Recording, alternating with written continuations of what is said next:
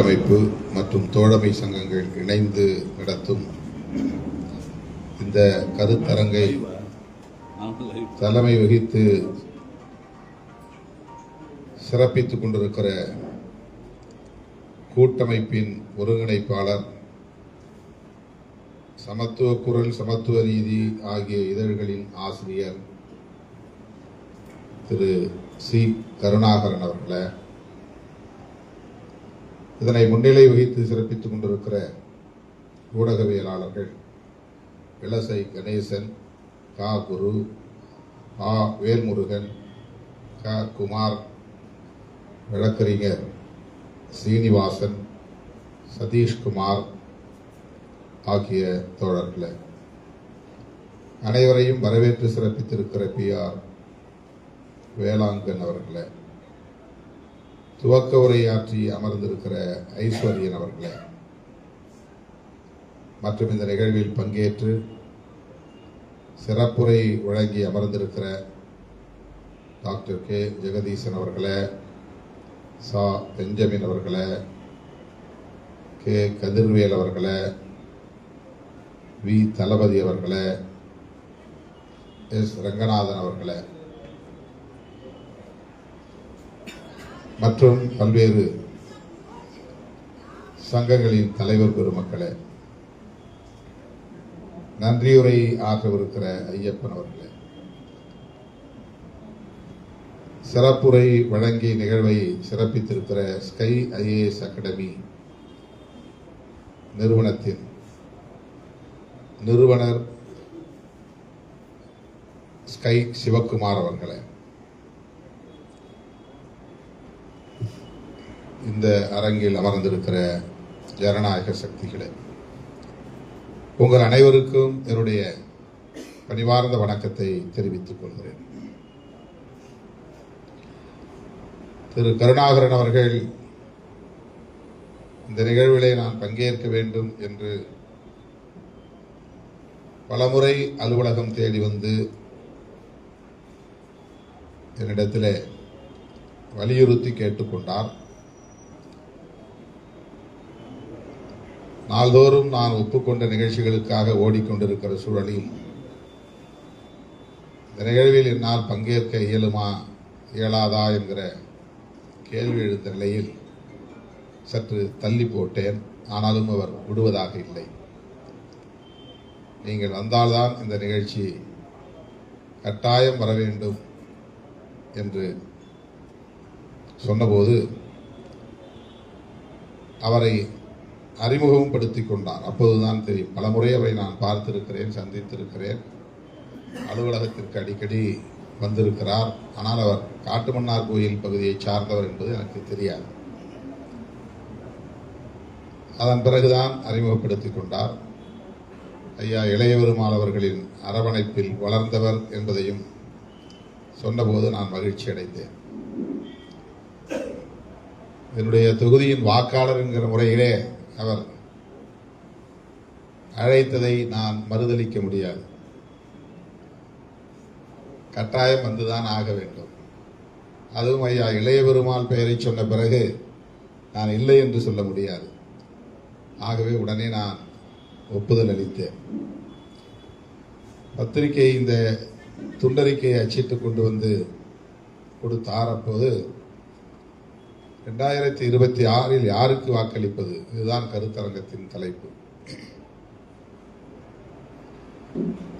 இந்த தலைப்பிலே நான் என்ன பேச முடியும்?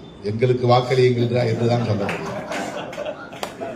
எனக்கு வாக்களியுங்கள், எங்களுக்கு வாக்களியுங்கள், நாங்கள் இடம்பெற்றுள்ள கூட்டணிக்கு வாக்களியுங்கள், நீங்கள் விமர்சிக்கிற திமுக கூட்டணிக்கு வாக்களியுங்கள் என்றுதான் நான் பேச முடியும்.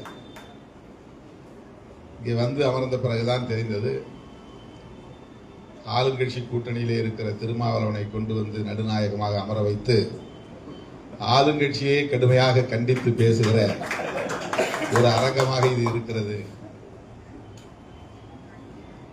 ஜனநாயகத்தில் இது அனுமதிக்கப்படக்கூடிய ஒன்று, அனுமதிக்கப்பட வேண்டிய ஒன்று. ஆளுங்கட்சியாக இருந்தாலும் எதிர்க்கட்சியாக இருந்தாலும் நம்முடைய உரிமைகளை உரத்து பேசுவது என்பது தவிர்க்க முடியாதது, இன்றியமையாதது. அந்த வகையிலே ஐஸ்வர்யன் முதல் அத்தனை பேரும் வந்தவர்கள் தங்களுக்கு அடையாள அட்டை இந்த அரசு தரவில்லை, ஓரவஞ்சனை செய்கிறது, பாகுபாடு காட்டுகிறது, பெரிய ஊடகங்களுக்கு அனைத்து சலுகைகளையும் செய்துவிட்டு எங்களை போன்ற ஊடகவியலாளர்களை ஓரங்கட்டி ஒடுக்க பார்க்கிறது என்றெல்லாம் இங்கே ஆதங்கப்பட்டார்கள், ஆவேசப்பட்டார்கள்.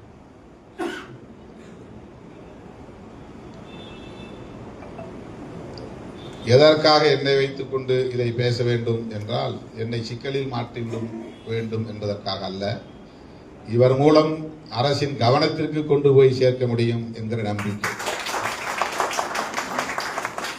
நான் எந்த சிக்கலிலும் மாட்டிக்கொள்ளக்கூடியவன் அல்ல.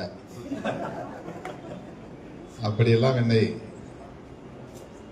எந்த சிக்கலிலும் யாராலும் மாற்றி வைக்கவும் முடியாது. என்ன நம்பிக்கை, என்ன ஒரு வேட்கை என்று சொன்னால், திருமாவளவன் திமுக கூட்டணியில் ஒரு அங்கம், அத்துடன் அவர் ஒரு ஊடகவியலாளர். ஆகவே அவர் மூலமாக இதை நாம் அரசின் கவனத்திற்கு எடுத்துச் செல்ல முடியும். அவர் உண்மையாக நமக்கு குரல் கொடுப்பார், ஒப்புக்கு பேச மாட்டார், அரசாங்கத்தை கண்டித்து பேசினாலும் நமக்காகத்தான் பேசுவார் என்கிற நம்பிக்கை.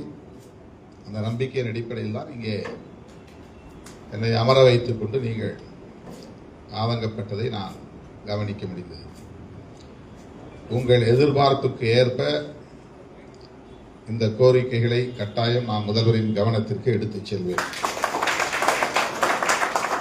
புதிய அமைச்சரிடமும் இந்த துறை சார்ந்த அமைச்சரிடமும் வலியுறுத்தி பேசுவேன். தோழர்கள் இங்கே பேசியதைப் போல RNI என்கிற அந்த நிறுவனத்தில் பதிவு செய்து கொண்ட அனைவரையும் சமமாக நடத்த வேண்டும், ஊடகவியலாளர்களாக நடத்த வேண்டும். அதில் பெரியவர்கள், சிறியவர்கள், பத்திரிகை பெரிய அதிபர்கள், பத்திரிகை அதிபர்கள் என்றெல்லாம் வேறுபாடு பாகுபாடு பார்க்காமல் ஜனநாயகத்தின் 4வது தூணாக இருக்கிற ஊடகத்திற்கு உற்ற துணையாக இருப்பவர்கள் யாராக இருந்தாலும் அவர்களை அங்கீகரிக்க வேண்டும் என்பதுதான் என்னுடைய நிலைப்பாடு. உங்களுடைய அந்த கோரிக்கையை நான் முழுமையாக வரவேற்கிறேன், ஆதரிக்கிறேன். உங்கள் குரலை நான் கட்டாயம் எதிரொலிப்பேன்.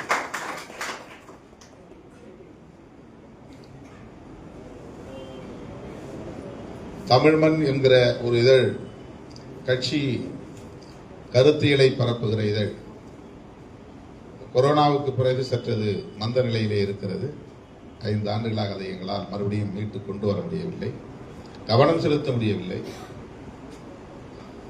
ஏறத்தாழ 25,000 சந்தாதாரர்கள், கட்சி தொண்டர்கள் அந்த பத்திரிகைக்கு ஆயுள் சந்தாதாரர்களாக இருக்கிறார்கள். மாத இதழ் தான் அது. அதனுடைய ஆசிரியராக நான் பணியாற்றி வருகிறேன். தாய்மண் என்ற பெயரில் அந்த இதழ் தொடங்க பெற்றது. ஆனால் RNI பதிவிலே எங்களுக்கு அது கிடைக்கவில்லை. அது வேறொரு பெயரிலே பதிவாகி இருக்கிறது என்று தர மறுத்துவிட்டார்கள். பிறகு தமிழ்மண் என்கிற பெயரில் பதிவு செய்து தொடர்ந்து நடத்தி வருகிறோம். கட்சி தொடர்பான செய்திகள் மட்டுமின்றி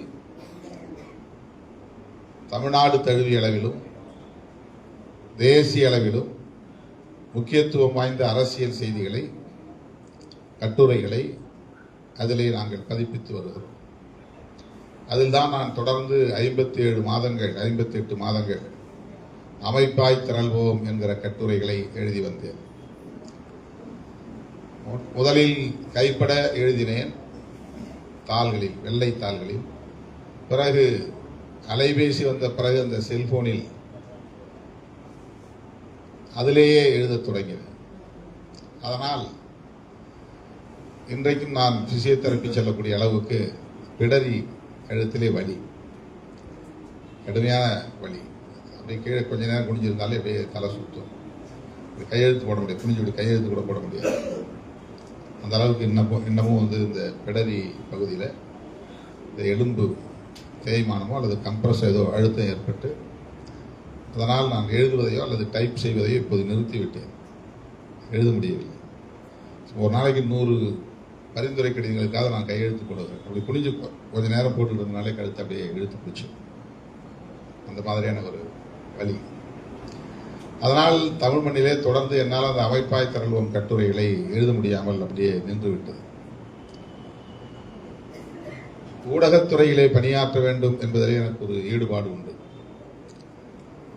நான் பிஎஸ்சி கெமிஸ்ட்ரி முடித்த பிறகு சென்னை பல்கலைக்கழகத்திலே எம்எஸ்சி கெமிஸ்ட்ரி கிடைக்காத காரணத்தினால், அப்போ வந்து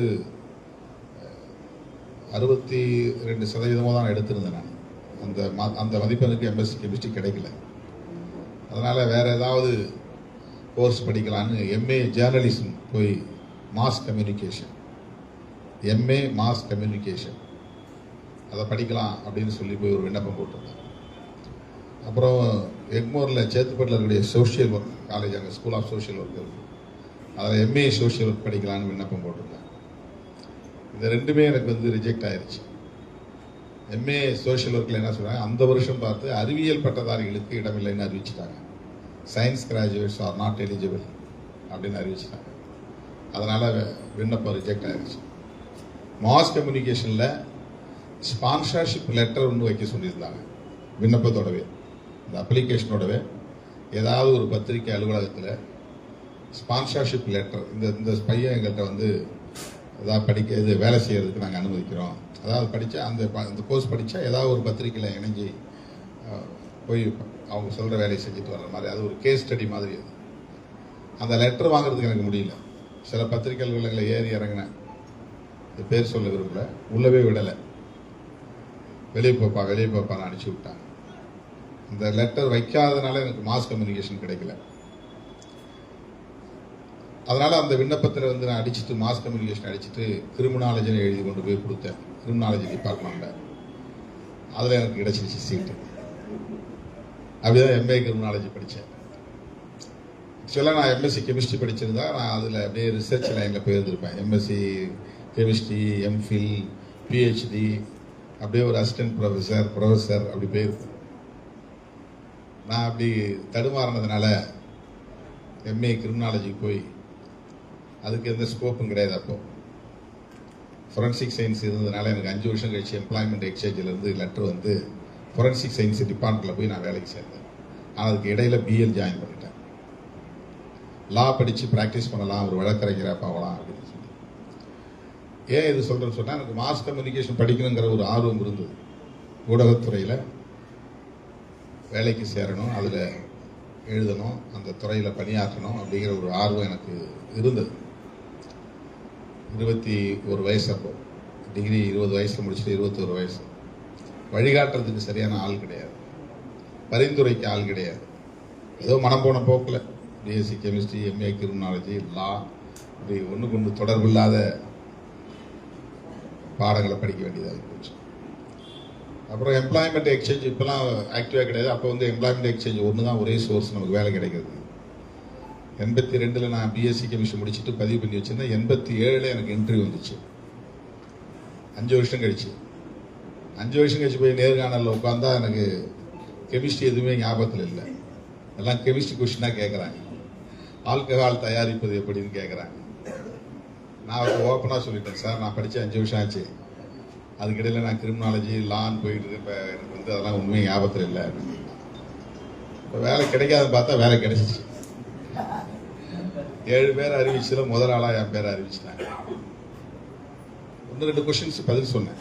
அவர் அது அந்த ப்ரெசன்ஸ் ஆஃப் மைண்ட் அதுதான் அங்கே முக்கியமாக. அவர் கேட்ட கேள்வி, சில கேள்விலாம் ரொம்ப முக்கியமான கேள்விகள். திருமாவளவன் யார் அப்படின்னு கேட்டார். நான் தான் சார்னேன். 2வது தடவை திருமாவளவன் யாருன்னாரு. நான் தான் சார்னேன். 3வது தடவை அதே கேள்வி கேட்டவுடனே இவர் வேற ஏதோ பொருளை கேட்குறாரு அப்படின்ட்டு கரிகால் பெருவளத்தான் தான் சார் திருமாவளவன். கரிகாலனுடைய இன்னொரு சிறப்பு பெயர் திருமாவளவன். மாமன்னன் கரிகாலனுடைய சிறப்பு பெயர் திருமாவளவன். எங்கள் டைரக்டர் கொஞ்சம் இலக்கிய ஆர்வம் உள்ளவர், டைரக்டர் சந்திரசேகரன் சொல்லிட்டு. அவர் இப்படி கொஷின்லாம் கேட்பார். இப்போ அவர் கேட்ட கேள்வி இப்படி நான் பதில் சொன்னேன் இல்லையா, இந்த ப்ரெசன்ஸ் ஆஃப் மைண்ட் வந்து அவருக்கு பிடிச்சி போச்சு. அப்புறம் வேறு சில கேள்விகள் ஜென்ரல் கொஷின்ஸ்லாம் கேட்டார், அதுக்கெல்லாம் பதில் சொன்னேன். ஆல்கஹாலில் 1-2 பதில் சொன்னேன். எப்படி தயார் என்சைம் பற்றி கேட்டார், என்சைம்லாம் சொன்னேன். இப்படி வேலை கிடைச்சி அந்த பக்கம் போயிட்டுன்னு வச்சுங்களேன். இப்படிலாம் போனதுனால உங்களோட என்னால் வர முடியாமல் போச்சு. இல்லை நான் ஒரு ஜேர்னலிஸ்டாக தான் இருந்திருக்கேன், படிச்சிருந்தேன்னா. ஜேர்னலிசத்து மேலே எனக்கு ஒரு பெரிய மதிப்பு உண்டு, ஈடுபாடு உண்டு, ஆர்வம் உண்டு. அதுதான் இது மாதிரி திசை மாறி போய் இன்னைக்கு அரசியல் களத்தில் இருக்க வேண்டிய ஒரு நிலை. அப்படி இருந்தாலும் கூட ஒரு பத்திரிகையை தொடங்கி அந்த பத்திரிகையை நாங்கள் நடத்திக்கிட்டு இருக்கிறோம். இன்னைக்கு ஊடகம், சமூக ஊடகம் என்கிற ஒரு புதிய பரிமாணம் வளர்ந்திருக்கிறது. அது எல்லா ஊடகங்களையும் ஆட்டி படைக்கக்கூடிய அளவுக்கு வலிமை பெற்றதாக இருக்கிறது. நொடிக்கு நொடி புதிய புதிய தகவல்களை கொண்டு வந்து நமக்கு சேர்க்கிறது. அதனால் நல்லதும் நடக்கிறது, தீயதும் நடக்கிறது. இந்த சமூக ஊடகங்களில் இன்றைக்கு கருத்தியல் போரும் நடக்கிறது. வலதுசாரி கருத்தியல், இடதுசாரி கருத்தியல் என்று. இடதுசாரி கருத்தியலை உயர்த்தி பிடிக்கிற ஒரு அங்கமாக விடுதலை சிறுத்தைகள் கட்சி விளங்குகிறது. அதனால் வலதுசாரிகளால் கடுமையாக விமர்சிக்கப்படும் நிலை உள்ளது. கருணாகரன் வந்து என்னை அழைச்சது ஏன், என்ன பின்னணியில் அழைத்தார் அப்படிங்கும்போது இங்கே அவர் பேசும்போது ஒரு விஷயத்தை சொன்னார். நான் பாலகிருஷ்ணன் அவரோடு சேர்ந்து கம்யூனிஸ்ட் கட்சியிலும் பணியாற்றி இருக்கிறேன் அப்படின்னு சொன்னார். அந்த ஓதம் தான் அடிக்குது. இடதுசாரி சிந்தனை, இடதுசாரி அரசியல். கம்யூனிஸ்ட் கட்சியில் அவருக்கு ஒரு ஈடுபாடு இருந்திருக்கிறது. பாலகிருஷ்ணன் அவர்களோடு சேர்ந்து பணியாற்றக்கூடிய ஒரு வாய்ப்பு அவருக்கு இருந்திருக்கிறது. அந்த சிந்தனை தான் வந்து என்னை திருமாவளவன் பக்கம், அவரை திருமாவளவன் பக்கம் கொண்டு வந்து புஷ் பண்ணியிருக்கு, தள்ளியிருக்கு. அவர் ஒரு வலதுசாரியாக இருந்தால் நிச்சயம் என்னை தேர்வு பண்ணியிருக்க மாட்டார். என்னையும் எப்படி ஆளுங்கட்சி விமர்சிக்க முடியுமோ அப்படி கடுமையாக விமர்சிக்கக்கூடிய நிலை தான் அவர் இருந்திருப்பார். நான் வந்து இந்த அணியில் இருக்கிறதுனால இந்த நடவடிக்கைகளை நியாயப்படுத்த போகிறதில்ல. நாங்கள் திமுக அணியில் இருக்கிறதுனால திமுக அரசு உங்களுக்கு அடையாள அட்டையை தர மறுக்கிறது, இதர சலுகைகளை தர மறுக்கிறது என்று சொன்னால் அது ஜனநாயகபூர்வமான கோரிக்கை என்கிற அடிப்படையில் பாதிக்கப்படுகிற உங்கள் பக்கம் நின்று பேசுவதுதான் என்னுடைய கடமை. உங்கள் குரலை எதிரொலிப்பதுதான் என்னுடைய கடமை. நிச்சயமாக இது முதல்வரின் கவனத்திற்கு சென்று அவர்களுக்கெல்லாம் சின்ன சின்ன பத்திரிகைலாம் செய்யாதீங்க, அவங்கெல்லாம் பத்திரிகை நடத்த மாட்டாங்க அப்படின்லாம் அவங்க யாரும் அப்படி சொல்லியிருக்க வாய்ப்பு இல்லை. இது பியூரோக்ராட்ஸ் எடுக்கிற முடிவாக தான் இருந்திருக்கும். அதிகார வர்க்கம் ஒரு ஸ்ட்ரீம்லைன் பண்ணுறங்கிற முறையில் அவங்க சில நடவடிக்கைகளை மேற்கொள்வாங்க. ஆட்சியாளர்கள் அப்படின்னா மொத்தமாக வந்து அரசியல் மக்களால் தேர்ந்தெடுக்கப்பட்ட பிரதிநிதிகள், அதிகாரிகள் எல்லாம் சேர்ந்து தான் ஆட்சியாளர்கள். மக்களால் தேர்ந்தெடுக்கப்படுகிறவர்கள் 5 ஆண்டுகளுக்கு ஒரு முறை மாறி மாறி வருவாங்க. அதிகாரிகள் அப்படி அங்கே நிலையா இருப்பாங்க. இப்போ மாறி மாறி வருகிற போது அதுக்கு தகுந்த மாதிரி அதிகாரிகள் மாற முடியாது. இப்போ அந்த அதிகாரிகள் எப்படி ப்ராட்டப் ஆகி வந்தாங்களோ அப்படிதான் இருப்பாங்க.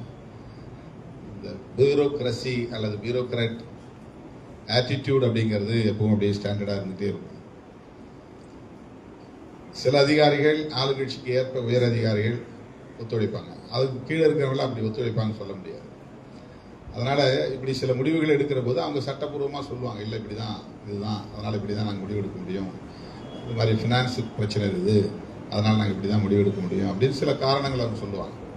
இப்போ மக்களால் தேர்ந்தெடுக்கப்பட்ட சட்டமன்ற உறுப்பினர்களோ அல்லது அமைச்சர்களோ அல்லது முதலமைச்சரோ பியூரோக்ராட்ஸுக்கு வந்து ஒத்துழைச்சி போகிற நிலையும் வரும். இப்போ நமக்கு பார்த்தா என்ன தோணுன்னா, மக்களால் தேர்ந்தெடுக்கப்பட்டவர்களை தான் நம்ம வந்து டார்கெட் பண்ணுவோம், இந்த அரசு, இந்த முதல்வர். ஆனால் எல்லா கொள்கைகளையும் வரையறுக்கக்கூடிய இடத்தில், சட்டங்களை உருவாக்கக்கூடிய இடத்தில், அபிஷியல் மெமரண்டம்ஸ் அலுவலக குறிப்பாணைகளை உருவாக்கக்கூடிய இடத்தில், ரூல்ஸ் அண்ட் ரெகுலேஷன்ஸ் விதி மற்றும் வரைமுறைகளை உருவாக்குகிற இடத்தில் அதிகாரிகள் தான் இருக்கிறார்கள். அந்த அதிகாரிகள் எடுக்கிற முடிவை மக்களால் தேர்ந்தெடுக்கப்பட்ட பிரதிநிதிகள், அவங்க அமைச்சர்களாக இருக்கிறவங்களுக்கு அதை பற்றி எதுவும் தெரியாது, ஆனால் அவங்க மக்களால் தேர்ந்தெடுக்கப்பட்டவர்கள். அப்போ அவங்க பாலிசி அடிப்படையில் சில நிலைப்பாட்டை எடுக்க முடியும். ஆனால் பியூரோக்ராட் செய்யக்கூடிய எல்லா வேலைகளையும் அவங்களால இன்டர்வீன் பண்ண முடியாது. அதிகாரிகள் எடுக்கிற முடிவில் எல்லா வேலைகளையும் இன்டர்வீன் பண்ண முடியும். இப்போ ஒரு சட்டம் வேணும், எனக்கு சட்டம் வேணும்னு தான் நான் சொல்ல முடியும் அமைச்சராக இருந்து. ஆனால் அந்த சட்டத்தை எப்படி கொண்டுட்டு வரணுங்கிறது பியூரோக்ராட்ஸ் தான் கொண்டு வரணும். அதுக்குள்ளே நம்ம டிஸ்கஷனில் தான் நம்ம அதில் மெரிட்ஸ் டிமெரிட்ஸ் எல்லாம் கொண்டு சிலதை செதுக்கி நீக்கி அதை முறைப்படுத்த முடியும். அந்த இடம் தான் சட்டமன்றத்துக்கான பணிகள். ஒரு புரிதலுக்காக நான் சொல்லுகிறேன். எனவே இந்த ஸ்பேஸ் இருக்கு பாருங்க, இந்த கேப், மக்களால் தேர்ந்தெடுக்கப்பட்டவர்களுக்கும் அதிகாரிகளுக்கும் இடையில் உள்ள அந்த இடைவெளி இருக்கு பாருங்க, அந்த இடைவெளியில தான் நம்ம நிறைய பேர் மாட்டிக்குவோம், நிறைய பேர் சிக்கிக்குவோம். ஆளுங்கட்சியாக கூட்டணியில் இருக்கும்போது திருமாவளவன் இதை ஏன் செய்ய முடியல அப்படின்னு கேட்பாங்க. நான் சொல்ற கருத்தை முதலமைச்சர் ஏற்றுக்கொள்வார், உடன்படுவார். ஆனால் பிராக்டிக்கலாக வரும்போது பியூரோக்ராட் சொல்றதுதான் கேட்க வேண்டியது வரும். இப்போ அந்த இடத்துல ஒரு ஸ்டேக்னேஷன் இருக்கும், ஒரு தேக்கம் இருக்கும். அதை உடைக்கிறதுக்கு ஒரு போராட்டம் நடத்த வேண்டிய தேவை இருக்கும். இப்போ சொல்லியும் நடக்கலையா, நடக்கலை. உதாரணத்துக்கு 16(4A) ஒரு ஆர்டிகிள் 16(4A) ஒரு பிரிவு இருக்கு. அதன்படி SC/ST மக்களுக்கான பதவி உயர்வு சட்டத்தை மாநில அரசு உருவாக்கி கொள்ள முடியும். அந்த பிரிவின்படி மாநில அரசு நினைச்சா SC/ST அரசு பணியாளர்களுக்கான பதவி உயர்வுக்கான ஒரு சட்டத்தை உருவாக்க முடியும். முதலமைச்சர் சரின்னு ஒத்துக்கிட்டார். நான் பேசினேன், அடுத்த கூட்டத்தொடரில் அந்த சட்டத்தை கொண்டு வர முடியும், கொண்டு வந்துருவோம்னு சொன்னாங்க. ஆனால் வரல, சட்டம் வரல. ஏன்னா அது சம்பந்தமான அதிகாரிகள் கூடி உட்கார்ந்து பேசி அதில் உள்ள மெரிட்ஸ் அண்ட் டிமெரிட்ஸ், அது பிராக்டிக்கலாக என்னென்ன பிரச்சனைகள் இருக்கு, நடைமுறை சிக்கல்கள் என்ன இருக்கிறது, இதை செய்தால் என்ன எதிர்விளைவுகள் உருவாகும், என்ன நன்மைகள் உருவாகும், இதெல்லாம் அவங்க பார்ப்பாங்க. இப்போ அந்த அடிப்படையில் அதில் ஒரு சின்ன தேக்கம். இப்போ வெளியிலேருந்து பார்த்தா என்ன தெரியும்னா, என்ன திருமாவளவன் முதலமைச்சரோட அவ்வளோ நெருக்கமாக இருக்கிறாரு, அடிக்கடி போய் பார்க்குறாரு, 2 பேரும் அண்ணன் தம்பின்னு பேசிக்கிறாங்க, என்ன இதை செய்ய முடியலையா, சாதிக்க முடியலையா, இவர் சொல்லி அவர் கேட்கலையா, இவர் கண்டிச்சு பேச மாட்டேங்கிறாரு, இவர் கடுமையாக அழுத்தம் கொடுக்க மாட்டேங்கிறாரு, இல்லைன்னா அது நடந்திருக்கும், இவர் எல்லாத்துக்கும் அப்படியே தலையாசிச்சுட்டு போயிடுறாரு, வளைஞ்சு கொடுத்து போயிடுறாரு. இப்படிதான் வெளியிலிருந்து பார்க்குறவங்களுக்கு தோணும். நாங்கள் சொன்னது நடக்கலன்னு உடனே அந்த மாதிரி தான் கோபம் வரும். ஆனால் பிராக்டிக்கல் அப்படி இல்லை, அதுதான் சொல்றேன். இப்போ இது ஒரு கேப் இருக்குன்னு சொல்ல வரேன். முதலமைச்சர் அல்லது அமைச்சர் அப்படிங்கிற மக்களால் தேர்ந்தெடுக்கப்பட்ட பிரதிநிதிகள் ஒரு புறம், அதிகாரிகள் ஒரு புறம். அவங்க இம்ப்ளிமெண்டிங் அத்தாரிட்டி தான், ஆனால் உருவாக்கக்கூடிய இடத்துலையும் அவங்க தான் இருக்கிறாங்க, பாலிசியை வகுக்கக்கூடிய இடங்கள்லையும் அவங்க தான் இருக்கிறாங்க, சட்டத்தை வரையறுக்கக்கூடிய இடத்துலையும் அவங்க தான் இருக்கிறாங்க, நடைமுறைப்படுத்தக்கூடிய இடத்துலையும் அவங்க தான் இருக்கிறாங்க. இப்போ அவங்களுக்கு பல ரோல் இருக்கு. இப்போ பியூரோக்ராட்ஸ், அதிகார வர்க்கம் எத்தகைய வலிமையை பெற்று இருக்கிறது என்பதை புரிந்து கொள்ள வேண்டும் என்பதற்காக சொல்லுகிறேன். இதை நியாயப்படுத்தல, நான் புரிந்து கொள்ள வேண்டும். இந்த வேலை நடக்கலைன்னா முதலமைச்சரே இப்படி சொல்லியிருக்க வாய்ப்பு இல்லை. முதலமைச்சருக்கு கொடுக்கணுங்கிற எண்ணம் இருந்தா கூட கொடுக்க முடியாத ஒரு சூழலை அதிகார வர்க்கம் செய்யறதுக்கான வாய்ப்பு இருக்கு. அந்த இடத்துல நம்ம காய நகர்த்தணும், அதை சரி பண்ணி அவங்கள்ட்ட சொல்லி இல்லை கன்வின்ஸ் பண்ணி அது பாலிசி ரீதியாக ஒரு முடிவெடுக்க வச்சு, மேலேருந்து பாலிசி ரீதியாக அந்த முடிவை நாங்கள் எடுத்துருக்குறோம், அதுக்கு தகுந்த மாதிரி நீங்கள் செயல்படுங்கன்னு சீஃப் செக்ரட்டரி கூப்பிட்டு முதலமைச்சர் சொல்லணும். இப்படி தான் அது ஒரு புரோட்டோக்கால் இருக்குது. நேராக ஒரு விஷயம் நடந்துச்சுன்னா உடனே முதலமைச்சர் கூப்பிட்டு அதை போட்டு முடியாது அப்படின்னு சொல்ல முடியாது. அவங்க கேட்குறாங்க, திருமாவளவன் சொல்லிட்டாரு, அதை முடிச்சிருங்க அப்படின்னு சொல்லிட முடியாது. அது ஒரு ப்ரொசீஜர் இருக்குது, அதுக்கு ஒரு புரோட்டோக்கால் இருக்குது, அதை அவங்க ஃபாலோ பண்ணணும். அது எந்த கமிட்டியில் வச்சு பேசணும், யாரோட டிஸ்கஸ் பண்ணணும், அதில் என்ன மெரிட்ஸ் அண்ட் டிமெரிட்ஸ் இருக்குது, இதெல்லாம் பார்த்து அதுக்கு பிறகு தான் அது நடக்கும். நடக்கிறதுக்கான வாய்ப்பு, அதுலேயும் அதில் எலிஜிபிலிட்டி இருக்கான்னு பார்ப்பாங்க. இந்த எலிஜிபிலிட்டி இல்லாத ஒரு விஷயத்தை செஞ்சிட முடியாது. அதெல்லாம் சரி பண்றதுக்கு ரெகுலேட் பண்ற இடத்துல தான் அதிகாரிகள் இருக்கிறாங்க, அவங்களுக்கு சட்டம் தெரியும். ஆகவே உங்களுடைய கோரிக்கை வாக்களிப்பதுங்கிறது உங்கள் உரிமை, அது யாருக்கு வேணாலும் வாக்களிங்க, அது பிரச்சனை இல்லை. ஆனால் உங்கள் கோரிக்கை, உங்களுக்கு அடையாள அட்டை வேண்டும், அதை பெற்றுத் தருவதற்கு என்னால் ஆன அனைத்து முயற்சிகளையும் மேற்கொள்வேன் என்பதை சொல்லி இந்த வாய்ப்பை எனக்கு வழங்கிய உங்களுக்கு நன்றி கூறி விடைபெறுகிறேன். நன்றி, வணக்கம்.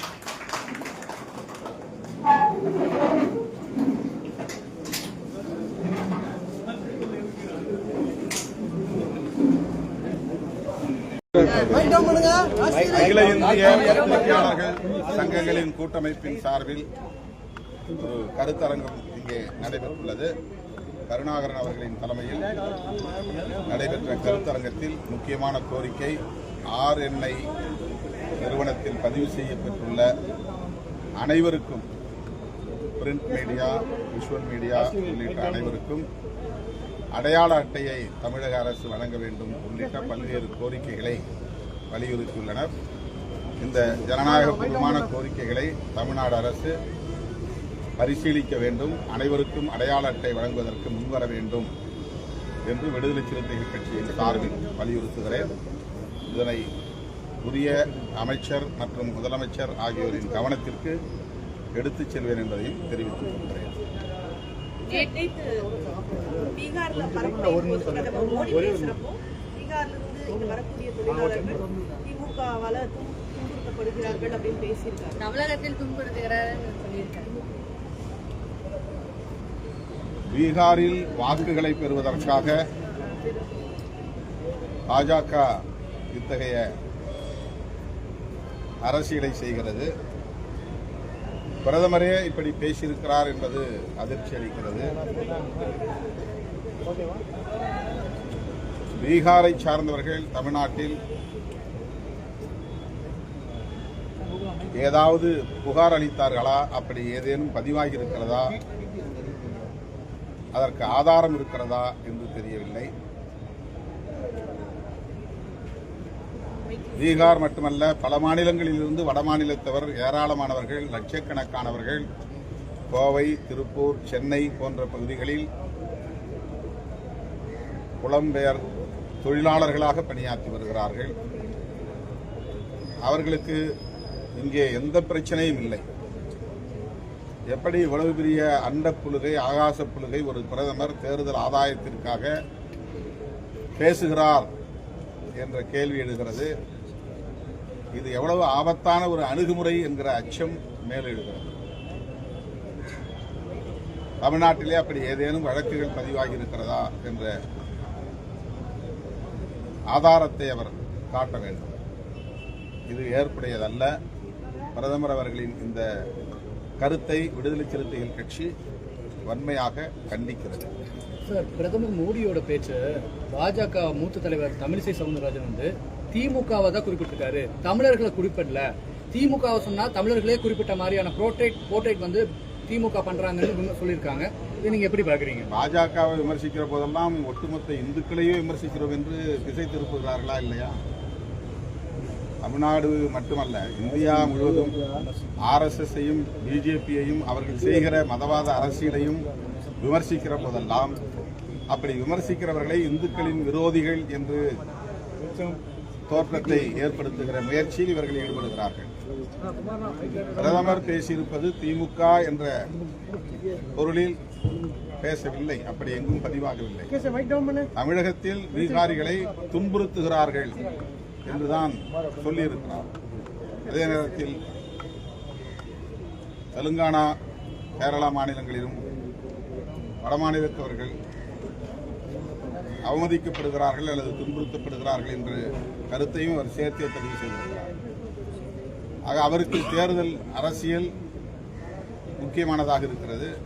ஆதாயம் தேடுவதே அவரின் நோக்கமாக இருக்கிறது. அதற்காக ஒடிசாவிலே என்ன பேசினார்கள்? ஒடிசாவிலே போய் ஒடிசா மாநிலத்தை ஒரு தமிழன் ஆட்சி செய்ய நீங்கள் அனுமதிப்பீர்களா என்று கேட்டார்கள். ஒரு IAS அதிகாரி அங்கே முதல்வராகி விடுவார் என்று யூகம் செய்து அதையே அரசியலாக்கினவர். தமிழ்நாட்டுக்கு வந்தால் தமிழ் பெருமையை பேசுகிறார்கள், தமிழர் பெருமையை பேசுகிறார்கள், பாரதி கவிதையை மேற்கோள் காட்டுகிறார்கள், திருவள்ளுவரின் குரலை எடுத்து பேசுகிறார்கள். ஒவ்வொரு சாதிக்கும் தனி பெருமை உண்டு என்று பெருமையை, சாதி பெருமைகளை பரப்புகிறார்கள். இப்படியெல்லாம் தமிழ்நாட்டிலே அரசியல் செய்யக்கூடியவர்கள். ஒடிசாவிலே போய் ஒரு IAS அதிகாரி தமிழ்நாட்டை சார்ந்தவர், அவர் ஒடிசாவை ஆளுவதற்கு நீங்கள் அனுமதிப்பீர்களா என்று அமித்ஷா போன்றவர்கள் எல்லாம் பேசினார்கள். ஆகவே இவர்கள் வெறும் வாக்கு வங்கி அரசியலுக்கான உத்திகளையே கையாளுகிறார்கள். மக்களுக்கு இடையிலே பாகுபாடுகளை உருவாக்குகிறார்கள், மோதலை உருவாக்குகிறார்கள். அதுதான் பிரதமரின் அணுகுமுறையாகவும் இருக்கிறது என்பது அதிர்ச்சி அளிக்கிறது. SIR தமிழகத்தில் இம்ப்ளிமெண்ட் பண்ணா பாஜக எதிர்ப்புன்னு சொல்லியிருக்காங்க. மேலும் பீகார்ல 65 லட்சத்துக்கும் மேற்பட்ட வாக்காளர் நீக்கினது வந்து அது ஒரு போலியான கட்டமைப்புங்கிற மாதிரி தமிழிசை சவுந்தரராஜன் சொல்லியிருக்காங்க. அண்மையிலே தலைமை தேர்தல் அலுவலரின் தலைமையில் அனைத்து கட்சிகளின் சார்பில் இது தொடர்பான கலந்தாய்வு கூட்டம் நடைபெற்றது. அந்த கூட்டத்தில் விடுதலை சிறுத்தைகள் கட்சியின் சார்பிலும் பங்கேற்றோம். SIR கூடாது, அதை இங்கே நடைமுறைப்படுத்தக்கூடாது. உச்சநீதிமன்றத்திலே வழக்குகள் தொடுக்கப்பட்டுள்ளன. திமுக, VCK ஆகிய கட்சிகள் தொடுத்த வழக்குகள் இன்னும் நிலுவையில் இருக்கின்றன. எனவே SIR என்கிற சிறப்பு தீவிர திருத்த நடவடிக்கையை உச்சநீதிமன்ற வழக்கு முடிகிற வரையில் இங்கே நடைமுறைப்படுத்தக்கூடாது என்று வலியுறுத்தி விடுதலை சிறுத்தைகள் கட்சியின் சார்பில் கோரிக்கை மனு ஒன்றையும் வழங்கியிருக்கிறோம். அங்கே பாஜக தரப்பில் SIR வேண்டாம் என்ற கருத்தை சொன்னதாக தெரிகிறது. ஆனால் பீகாரிலே நடந்த தில்லுமுள்ளு அது பற்றி பேசுகிற போது அவ்வாறு நடக்கவில்லை என்று அதற்கு வக்காலத்து வாங்குகிறார்கள். திரு ராகுல் காந்தி அவர்கள் அதை ஆதாரங்களோடு அம்பலப்படுத்தி இருக்கிறார். தேர்தல் ஆணையம் பாஜகவின் கைப்பாவையாக மாறியிருக்கிறது. பாஜகவுக்கு எதிராக வாக்களிக்கக்கூடியவர்களை எல்லாம் வாக்காளர் பட்டியலிலிருந்து நீக்குவதற்கான ஒரு உத்தியாகத்தான் இந்த நடவடிக்கையை அவர்கள் பயன்படுத்துகிறார்கள். இது தமிழ்நாட்டுக்கு மட்டுமல்ல, ஒட்டுமொத்த தேசத்திற்கே ஆபத்தானது. ஆகவேதான் தமிழ்நாட்டில் இதை நாம் அனுமதிக்க மாட்டோம் என்று வலுவாக குரல் எழுப்பி வருகிறோம். நவம்பர் 2ஆம் தேதி மாண்புமிகு முதலமைச்சர் அவர்களின் தலைமையில் இது தொடர்பான கலந்தாய்வு கூட்டமும் ஒருங்கிணைக்கப்பட்டுள்ளது. அதிமுக உள்ளிட்ட கட்சிகளும் இந்த நிலைப்பாட்டுக்கு இசைந்து இணங்கி ஒத்துழைக்கும் என்று நான் நம்புகிறேன். இது மிக மிக அவசியமான ஒன்று. எனவே பாஜக கையில் எடுத்திருக்கிற இந்த ஆபத்தான நடவடிக்கையை தமிழ்நாட்டில் ஒருபோதும் அனுமதிக்க கூடாது என்று அனைத்து கட்சியினருக்கும் விடுதலை சிறுத்தைகள் கட்சியின் சார்பில் வேண்டுகோள் விடுக்கிறேன்.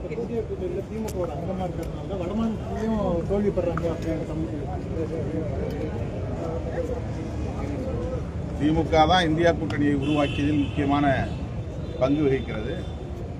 திமுக இந்தியா கூட்டணியில் இருப்பதனால் அந்த கூட்டணிக்கு பலமே தவிர பலவீனம் இல்லை. தமிழ்நாட்டுடைய முக்கியமான திட்டமான